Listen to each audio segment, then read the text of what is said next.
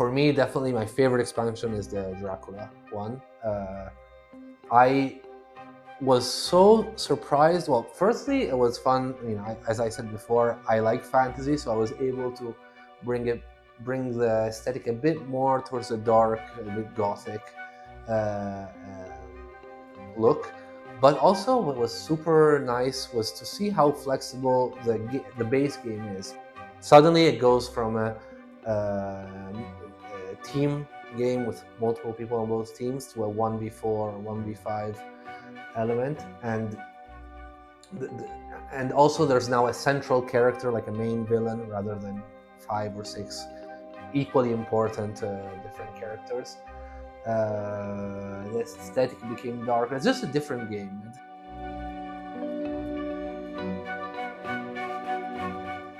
For these expansions, we created a new sideboard. So the map changed on the gameplay elements of the map. We had to create a new one, and we tried to implement the keywords and the design aesthetic we were going for that specific expansion. The changes we made for the Dracula sideboard, I think, just reflects the kind of changes in the gameplay. Compared to the base game, now we have a central character that is reaching out all across Europe, and we literally try to do that in the sideboard. So having rather than a more divided section of sideboard, there's this Dracula reaching out towards the map. I think that was pretty awesome. And then we had to create new characters, new items, new treasures, new props, all leaning more towards, well, in Dracula's case, this dark, gothic, more fantasy aesthetic, and then for other ones, their respect. And then we were able to kind of change all the decorations to this kind of gothic, cathedral-esque, spiky metal. I think it's a classic look, but it works.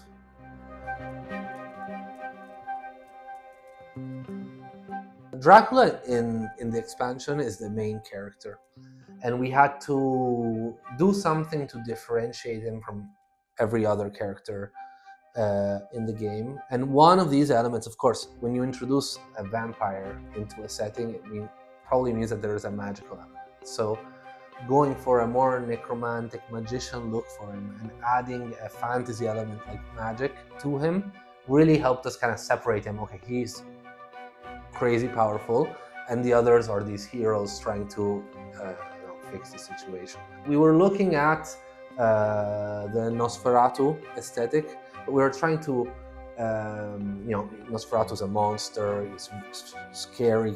He's very scary and very, horrifying.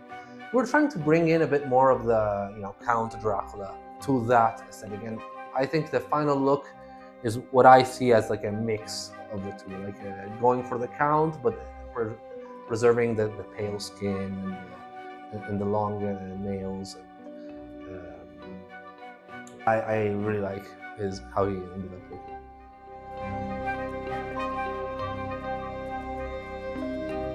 The characters, they're varied, especially in Dracula. We were trying to have fun changing some of the norms of what you expect from these characters. So a bit more chubby Van Helsing, even though I see him as chubby but especially strong. And the cowboy in Transylvania, you wouldn't really expect it, but I think time-wise, it kind of makes sense. And I think it does bring back the idea. These people are traveling. They're going around Europe. It's just not set in one area. And Dracula is expanding. So you would have people from all over the world take the role of a Van Helsing in the story, take the role of a vampire hunter, or other characters inside this narrative. So that gave us the opportunity to be a bit more varied, expand different body types, different people from all over the place, and I think that's always awesome when you can do that.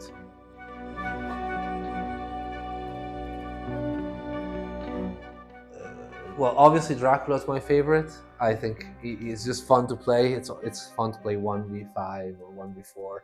It's challenging, but you can really do a lot in the game when you're playing as him.